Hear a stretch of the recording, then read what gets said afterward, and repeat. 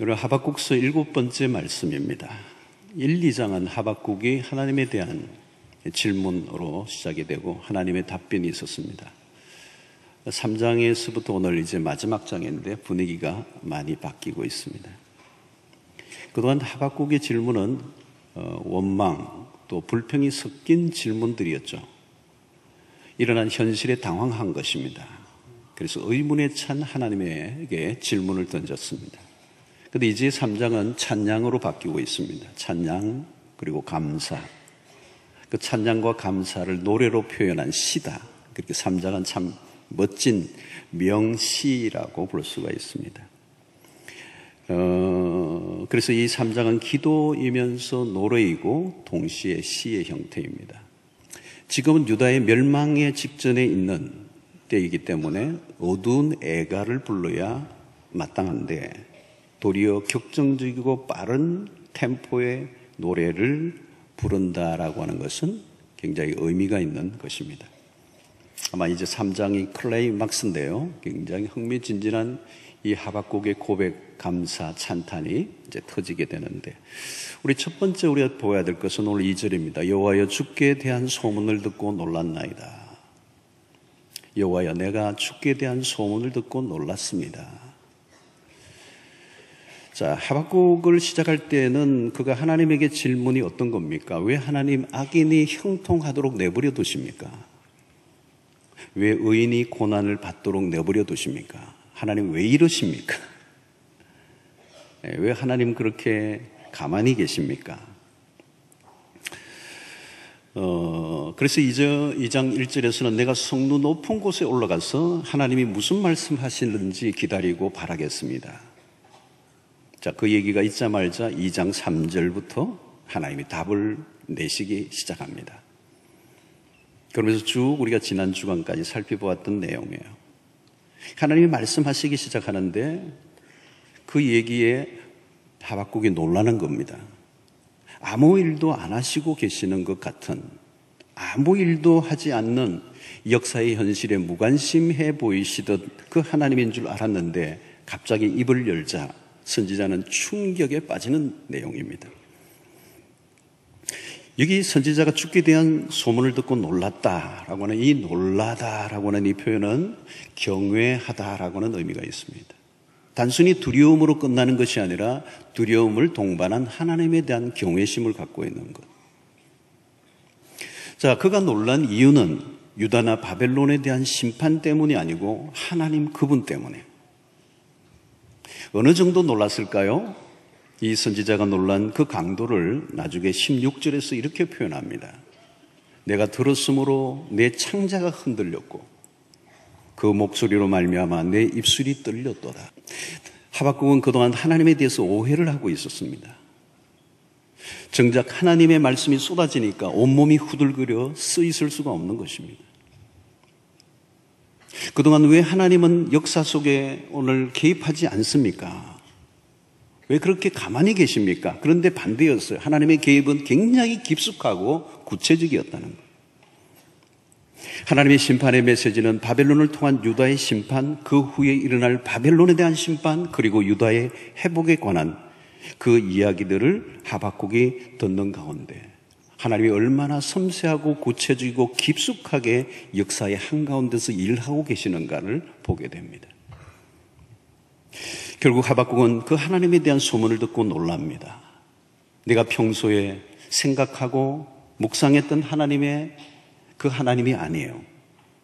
그가 생각하던 답답하고 매우 소극적이고 침묵만 하시던 모순에 가득한 하나님인 줄 알았는데 아니라는 거예요. 그러면서 그는 깜짝 놀랐나이다. 여러분, 여러분의 삶 속에 하나님을 대면했을 때가 언제입니까?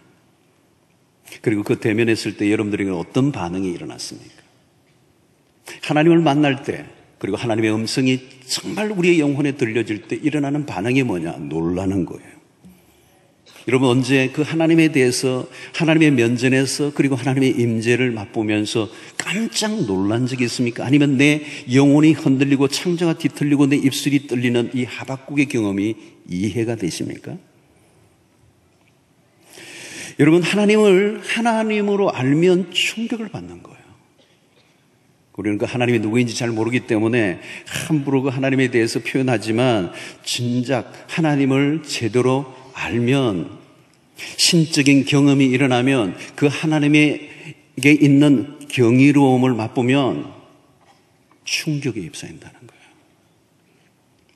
하나님이 하시는 일을 접할 때 신성을 느끼는 거죠.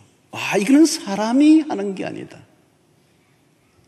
우리가 여러분 예배에 압도를 당할 때, 여기에 하나님의 임재에 사로잡힐 때 경이로움이 생기면서 두려움이까지 찾아오는 거죠.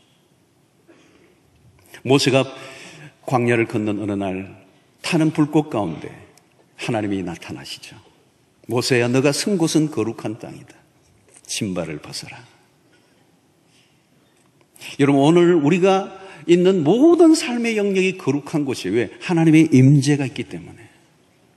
여러분, 운전을 하는 가운데, 길을 걷는 가운데, 일을 하는 가운데 모든 영역 속에 하나님의 임재로 가득할 수가 있어요. 하나님과 접촉이 일어나는, 신적인 경험을 하는, 경이로움에 빠지는, 하늘의 비밀을 아는, 여러분, 신앙생활 속에 이게 있어야 돼요. 자, 이제 그 하나님에 대한 놀람과 함께 반응이 이제 선지자의 기도로 표현되고 있어요. 첫 번째 기도가 뭡니까? 여호와여, 주는 주의 일을 이 수년 내에 부응하게 하옵소서. 오늘 여기서 말씀하는 이 부응이 뭐냐? 부응하게 하옵소서라는 이 말의 하박국의 이 뜻은, 하나님, 지금까지 당신이 행하던 일을 계속 행하시옵소서. 당신의 뜻을 당신이 계속 이루십시오. 당신의 행위를 멈추지 마시고 계속 행하십시오. 당신의 뜻을 이루십시오. 하나님이 하시고자 하시는 일이 계속 일어나는 것, 그게 부흥이라는 거예요. 때로는 인간의 삶은 제한을 받고 우리의 삶에 고난이 오고 어려움이 온다 할지라도 당신의 뜻이 이루어지는 것만이 가장 선한 것임을 믿습니다. 그래서 주기도문의 기도가 바로 이것입니다. 뜻이 하늘에서 이루어진 것처럼 땅에서도 이루어지이다. 하늘에서 뜻이 하늘에서 이루어졌다면 그 뜻이 땅에서도 이루어지기를 원합니다. 여러분, 주기도문의 이 앞에 기도가 너무너무 중요해요. 오늘 우리는 우리의 소원, 우리의 계획, 우리의 의도가 이루어지기를 원하고, 그것이 성공이요, 그것이 응답이라고 생각합니다. 하박국은 이제 생각을 바꾼 거예요. 자기가 생각했던 형태의 공의를 행사하는 것이 아니라 하나님의 관점에서 하나님 당신이 당신의 의를, 뜻을 이루시는 것, 그게 부흥이다. 여러분, 오늘 우리의 삶을 보면 때로는 오늘 하박국도 유다의 상황이 절망적이고 미래가 보이지 않았습니다. 그러나 그 가운데서도 선지자는 당신의 뜻이 이루어지기를 갈망합니다.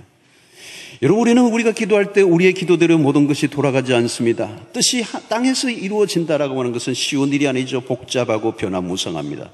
때로는 우리가 이해하기 어려운 형태로 우리의 상황이 돌아갈 때 우리는 큰 혼란에 빠집니다. 자, 우리는 요셉의 생애를 예로 잘 들 수가 있습니다. 요셉의 생애에 대한 하나님의 뜻은 분명하죠. 그 이루어지는 그러나 과정은 매우 복잡미묘합니다. 형제들의 미움을 받습니다. 모함을, 오해를, 그리고 죽음의 위협을, 그리고 유혹을, 그리고 감옥 생활을, 그리고 왕의 신하들에게 베푼 꿈의 해몽, 그러나 망각, 그 끝없는 감옥 생활, 사건과 사고가 진행되는 가운데서는 그 속에서 하나님의 뜻이 무엇인지 알아낼 수가 없어요. 처음에는 아버지가 자신의 운명을 쥐고 있는 것처럼 보였다가, 때로는 자기를 죽이려고 하는 형제에 의해서 자기의 운명이 결정될 것처럼 보였다가, 때로는 집주인 보디발에 의해 자신의 인생이 결정될 것처럼 여겨지기도 하다가, 여러분, 끊임없이 자신의 운명을 바꾸어줄 무엇이 보인 듯 하지만 그 기대는 실망으로 바뀌죠. 여러분, 하나님에게는 당신의 뜻이 분명하지만 그 뜻이 무엇인지 알지 못합니다. 세상에서 우리가 느끼는 두려움이란 게 무엇입니까? 하나님의 뜻은 숨겨져 있고 인간과 세상의 힘들이 작용하며 자기의 인생을 결정할 것처럼 보이는 거죠. 여러분, 믿음의 눈을 뜨면 우리의 운명을 누가 쥐고 있는가? 그 누구도 하나님보다 더 많이 나의 삶에 영향을 끼칠 수 있는 존재는 아무도 없어요. 하나님의 손에 달려 있어요. 두려워할 필요가 없어요. 이제 하박국 선지자는 그 믿음을 갖고 있는 거예요. 그 믿음. 주의 일을 이 수년 내에 부응하게 하옵소서. 하나님의 일을 행하십시오.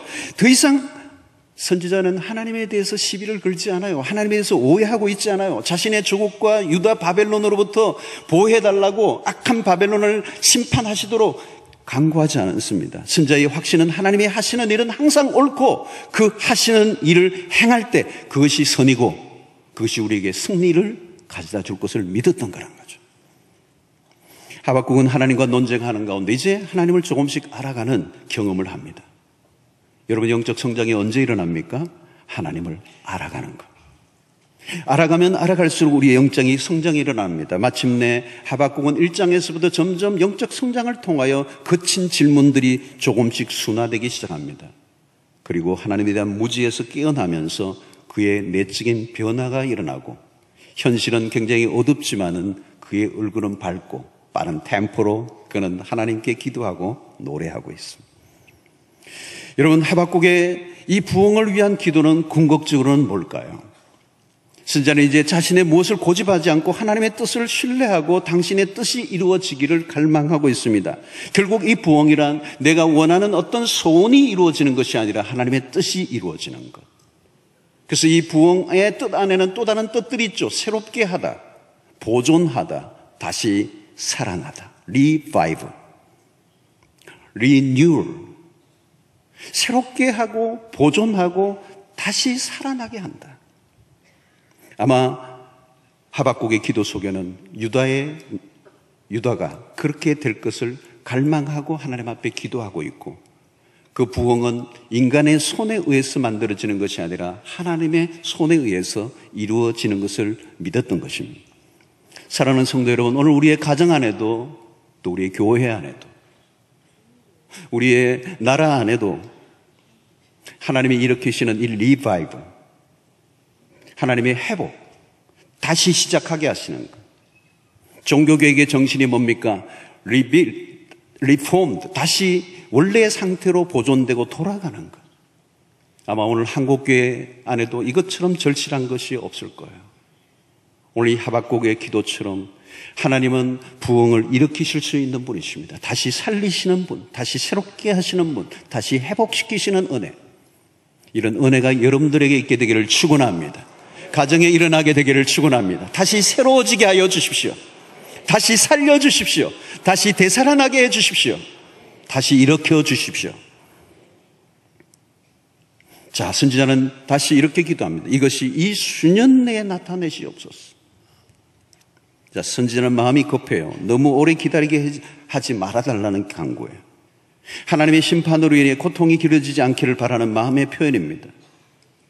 우리는 현실이 어려울수록 하나님의 뜻이 빨리 이루어지기를 바랍니다. 그러나 믿음은 뭘까요? 믿음은 기다림이라는 것.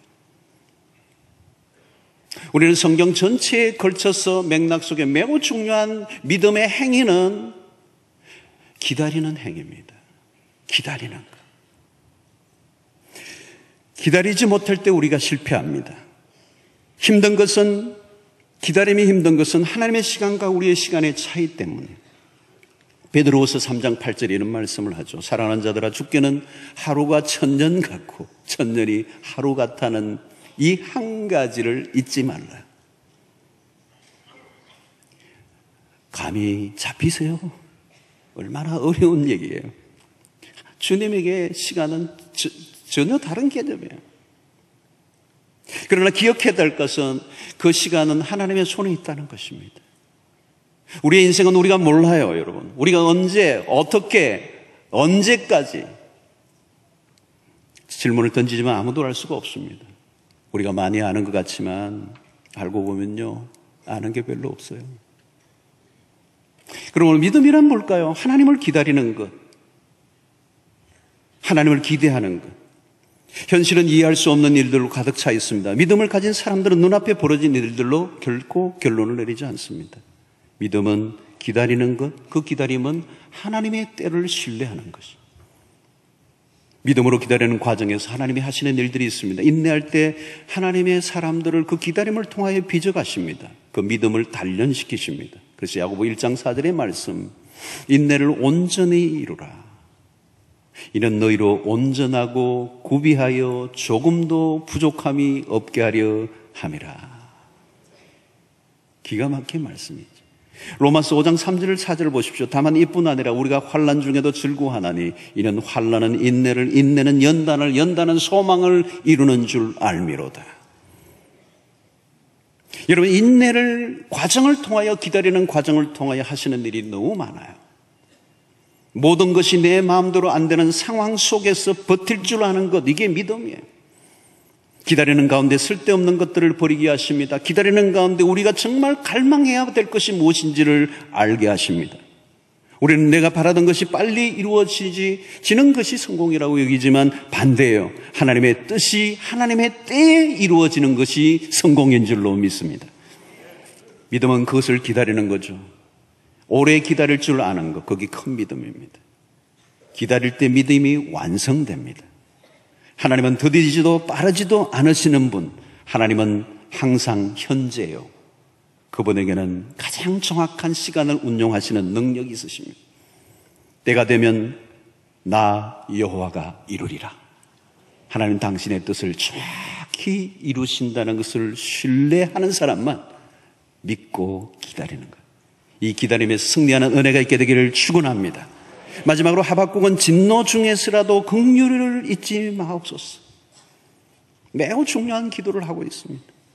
하나님의 심판이 임하면 그 아래 살아날 자가 없습니다. 하나님의 진노하시는 분, 이 진노는 뭘까요? 하나님의 공의를 행사하시는 겁니다. 하나님은 죄를 정확하게 판단하시고 그 죄를 묵과하지 아니하시는 하나님. 우리의 지은 죄를 따라 처치하시면 구원을 얻을 자가 아무도 없습니다. 오늘 하박국은 유다의 죄를 부인하지 않습니다. 유다가 바벨론과 전혀 다르지 않는 이방의 민족과 전혀 다를 바가 없을 정도로 타락한 유다의 상황을 하박국이 인정해요.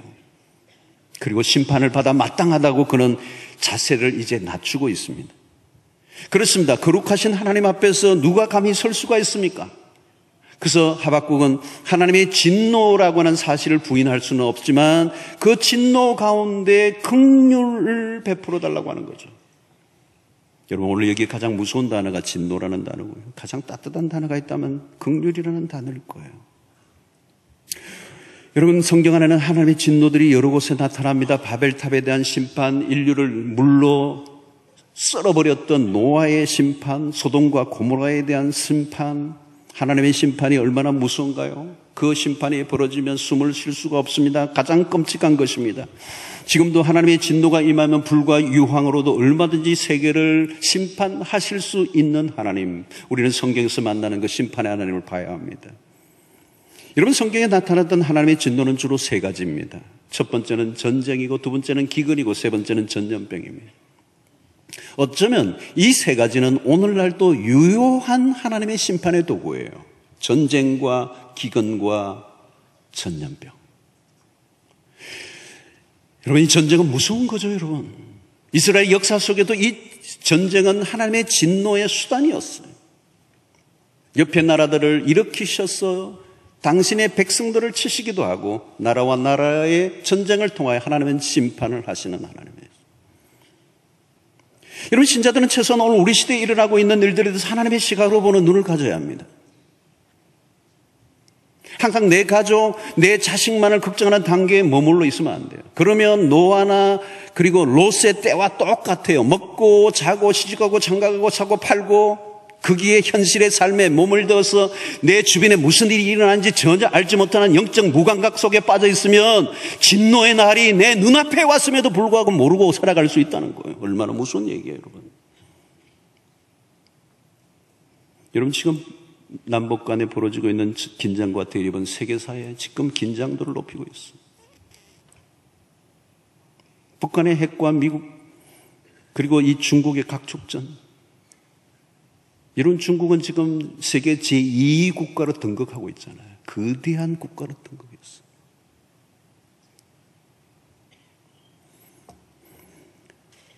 이 역사의 헤게모니 속에서 우리는 어떻게 기도를 해야 되는가? 오늘 이전보다 돈이 좀 많아졌다고 쉽게 교만하고 타락과 방종과 죄악이 깊어져 가고 있습니다. 지금 우리 한국 사회가 직면한 일들을 보면 하나님의 메시지가 분명히 있어요. 하나님이 말씀하시고 계세요. 이 북한의 핵과 이 미국의 트럼프 정부와의 관계와 모든 것들 속에 역사의 어떤 것도 우연이 아니에요. 이 속에서, 이 상황 속에, 이 복잡한 이 일들 속에서 하나님이 우리에게, 특별히 하나님의 백성들에게 말씀하시는 음성이 있어요. 우리의 눈을 들어 이 현실을 보고 우리의 삶을 살펴봐야 한다는 거예요. 하박국의 기도는 의미심장합니다. 진노 중에서라도 긍휼을 잊지 말아 주십시오.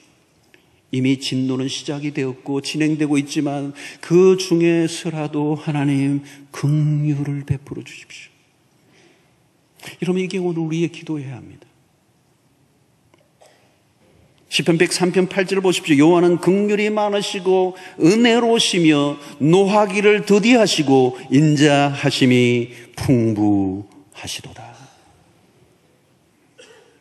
지금도 세상이 이렇게 악할 대로 악하고 죄악이 범람해도 세상이 돌아가고 있는 것은 하나님이 계시지 않기 때문이 아니라 하나님의 인내와 자비하심이 남아있기 때문이다. 베드로후서 3장 9절에 주의 약속은 어떤 이들이 더디다고 생각하는 것 같이 더딘 것이 아니라 오직 주께서 너희를 다하여 오래 참으사 아무도 멸망하지 아니하고 다 회개하기에 이르기를 원하시나니라.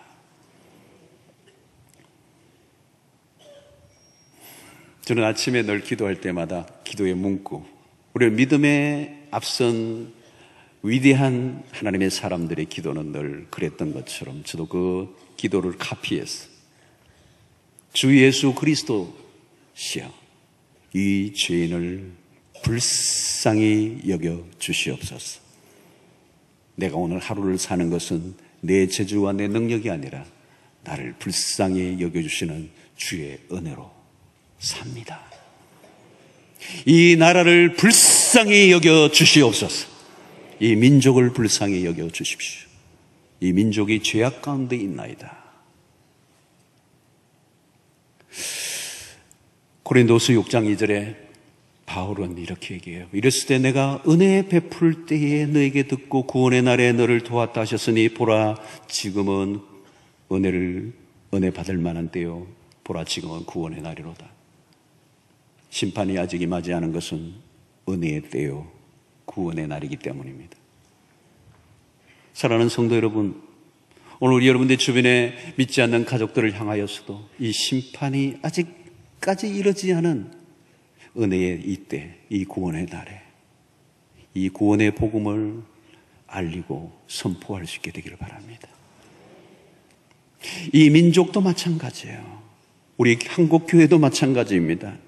하나님의 진노가 아직 임하지 않았습니다. 그것은 하나님의 은혜가 남아있기 때문에. 이때 우리가 해야 될 것은 뭘까요? 회개입니다. 회개. 돌아가는 것. 우리가 치우쳤던 길에서 하나님께로 다시 돌아가는 것. 돌아가면 살 줄로 믿습니다. 돌이키면 하나님이 살리실 줄로 믿습니다. 우리는 이제 하나님의 은혜를 구해야 합니다. 살려달라고. 나를 살려주시고 이 가정을 살려주시고 우리의 자녀들을 살려주시고 죄악된 이 민족을 살려주십시오.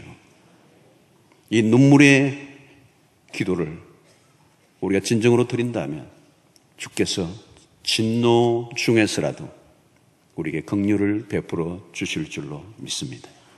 하나님의 자비가 여러분들에게 넘쳐나게 되기를 주의 이름으로 축원합니다.